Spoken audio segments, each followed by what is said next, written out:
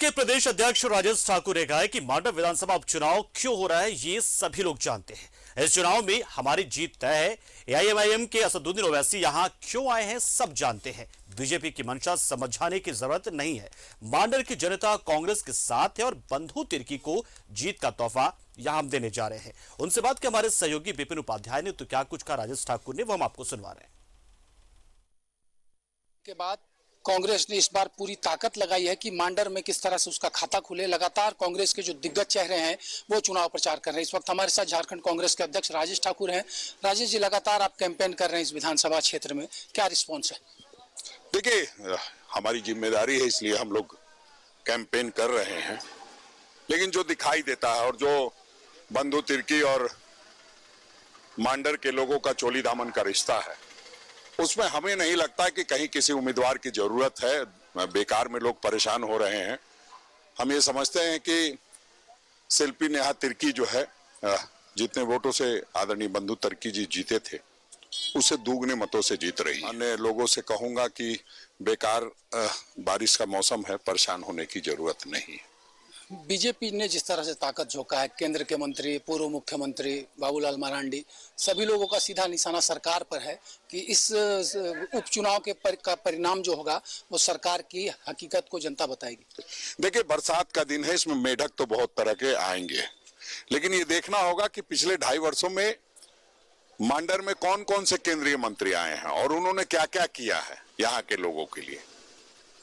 जो बाबूलाल जी की बात कर रहे हैं वो कितनी बार आए हैं, तो हमें नहीं लगता कि इनसे सारी चीजों से फर्क पड़ता है। यहाँ भारतीय जनता पार्टी ने अपने उस थके हुए उम्मीदवार को उतारा है जिसको भारतीय जनता पार्टी ने खुद ही रिजेक्ट कर दिया था।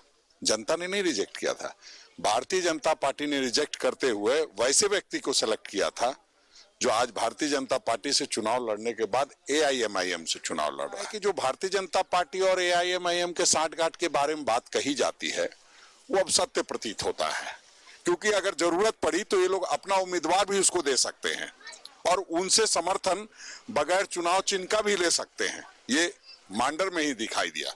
अब मांडर क्या पूरे देश की जनता जान जाएगी। राजेश जी, 2014 के बाद कांग्रेस ने अब तक 4 बाई इलेक्शन लड़ा है, चारों में जीत हासिल हुई है। आपका ये जो 100% रिजल्ट है, इस बार भी आप लोग दोहराएंगे? नहीं, देखिए, जो डबल इंजन की सरकार थी उसमें भी जो बाई इलेक्शन हुआ उसको भी हमने जीतने का काम किया था और अपनी सरकार रहते हुए तो जीत ही रहे हैं लगातार। और जब भी लगातार चुनाव होते रहे हैं तो ये जो बाबूलाल जी यहाँ घूम रहे हैं और जो दीपक प्रकाश जी यहाँ घूम रहे हैं, पहले भी दुमका भी घूमते थे, बेरमो भी घूमते थे और इसी तरह की बातें करते थे। सभी जगहों पर घूमने का काम किया है। चुनाव का जितना अब चुनाव में देरी है, जो 2-3 दिन बचे हैं, उतना ही मतों का अंतर बढ़ता जाएगा।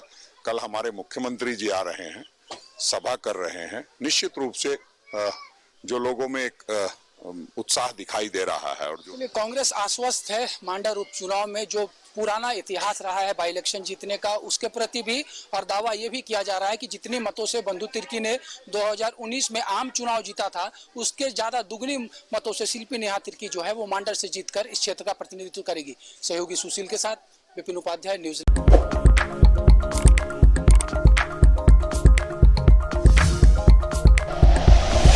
Like and share videos, subscribe करें हमारा चैनल और प्रेस करें बेल आइकॉन। न्यूज़ 11 भारत, सच है तो दिखेगा।